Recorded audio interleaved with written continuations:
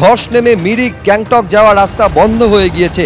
10 নম্বর জাতীয় সড়কে ধস, রম্বি থেকে রাস্তা বন্ধ। দেখতে পাচ্ছেন যেভাবে একেবারে রাস্তায় ধস নেমেছে, ফলে যান চলাচল এই মুহূর্তে স্তব্ধ হয়ে রয়েছে।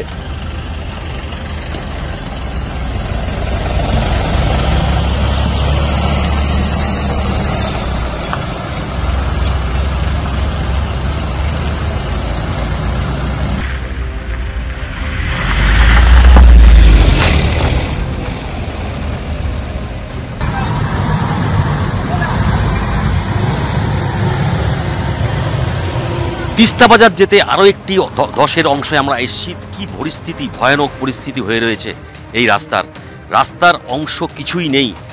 দেখতে পাচ্ছি পুরো রাস্তা কিন্তু ভাঙন ধরে গিয়েছে এবং ধসের কবলে কিন্তু পুরো রাস্তাটাই কিন্তু নদীগর্ভে চলে গিয়েছে। আবহাওয়া দপ্তর থেকে জানানো হয়েছে আগামী 24 ঘন্টায় ভারী থেকে অতি ভারী বৃষ্টিপাত হতে পারে পাহাড়ে। যদি এই পাহাড়ে অতি ভারী বৃষ্টি হয় তাহলে এই রাস্তার পরিস্থিতি কি হবে। বিকল্প পথ হিসাবে কালিম্পং হয়ে লাভা লোলেগাঁও দিয়ে শিলিগুড়ি আসা যাচ্ছে এবং কালিম্পং থেকে সামতাহার পম্বু হয়ে কালীঝোড়া হয়ে শিলিগুড়িতে আসা যাবে। এই রকম একাধিক বিকল্প রাস্তা কিন্তু প্রশাসনের তরফ থেকে করা হয়েছে। তবে বারবার কেন ধস পাহাড়ে, এটা নিয়ে কিন্তু উঠছে প্রশ্ন। সাধারণ মানুষ যেটা বলছেন যে অবৈধ নির্মাণ পাহাড়ে কিন্তু গড়ে উঠছে দিনের পর দিন। এই কারণেই কি ধসের প্রবণতা বাড়ছে, এই নিয়ে কিন্তু প্রশ্ন উঠছে পাহাড়ের মানুষের মধ্যে। ফলে বুঝতে পারছেন যে কালিম্পংয়ের যে ছবি আপনারা দেখছিলেন যে রাস্তা পুরোপুরি বন্ধ হয়ে গিয়েছে ধসের কারণে, এবং এই ছবি উত্তরবঙ্গে কিন্তু একাধিক জায়গায় লক্ষ্য করা যাচ্ছে।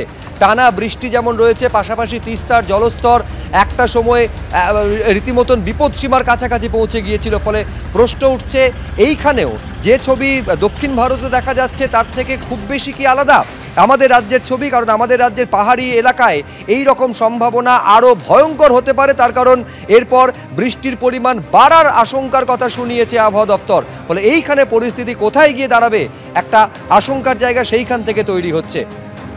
আর এবার ওয়েনারের ছবি আপনাদের সামনে রাখবো। টানা বৃষ্টি, পরপর ভূমিধসে পরিস্থিতি ভয়াবহ। মৃত্যুর সংখ্যা 300 ছুঁই। এখনো পর্যন্ত হিসেব 292 জনে প্রাণ চলে গিয়েছে এই প্রাকৃতিক বিপর্যয়ে। রাস্তা ধুয়ে মুছে সাফ হয়ে গিয়েছে, একের পর এক গ্রাম কার্যত নিশ্চিহ্ন হয়ে গিয়েছে কেরলের ওয়েনারে।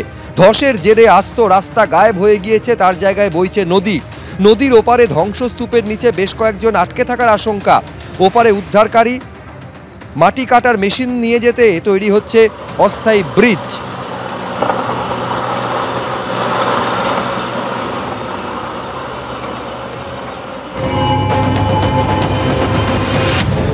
কার্য ধ্বংসস্তূপে পরিণত হয়েছে গোটা এলাকা, এবং এখনও পর্যন্ত যে জায়গা অক্ষত অবস্থায় রয়েছে মেপাড্ডির এই যে চূড়ালামালা এলাকা, সেই জায়গায় যে ঘরগুলো অক্ষত অবস্থায় রয়েছে সেখানকার কি দেখা যাচ্ছে সেই ঘরে একজন বাসিন্দাও নেই। ঘরের মধ্যে তালা মেরে কোনো রকমের যে সমস্ত জিনিসপত্র ছিল সেই সব রেখে তারা অন্যত্র চলে গেছে। একের পর এক যে ঘর গ্রামের মধ্যে, সেই সমস্ত ঘরের ছোট্ট একটা তালা ঝুলছে এবং ঘর ছেড়ে অন্যত্র তারা পালিয়ে গিয়েছেন, কারণ চোখের সামনে দেখতে পেয়েছেন প্রকৃতির এই রুদ্ররূপ, এই ধ্বংসলীলা। ক্যামেরায় শ্যামল জানার সঙ্গে পার্থপ্রতিম ঘোষ, এবিপি আনন্দ, কেরালা।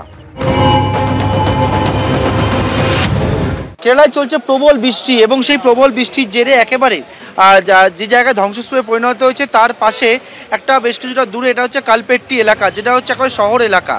সেই শহর এলাকায় হুড়মুড়িয়ে একটা দোতলা বাড়ির একটা অংশ, বড় অংশ হঠাৎ করে ভেঙে পড়েছে। এই যে প্রবল বৃষ্টি, সেই বৃষ্টির জেরে কিন্তু এই দুর্ঘটনা।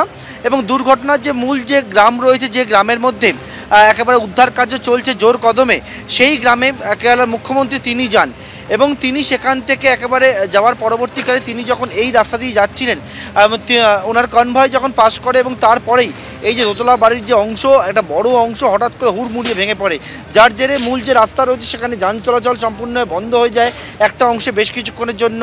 এবং এই মুহূর্তে কেরালার যারা এমার্জেন্সি সার্ভিসের সঙ্গে যুক্ত রয়েছেন তারা এসছেন, এবং এসে বিপজ্জনক যে অংশ রয়েছে সেই অংশ ভেঙে ফেলার, এই মুহূর্তে ভেঙে সরিয়ে দেওয়ার কাজ চালাচ্ছেন। ক্যামেরায় শ্যামল জানার সঙ্গে পার্থপ্রতিম ঘোষ, এবিপি আনন্দ, কেরালা।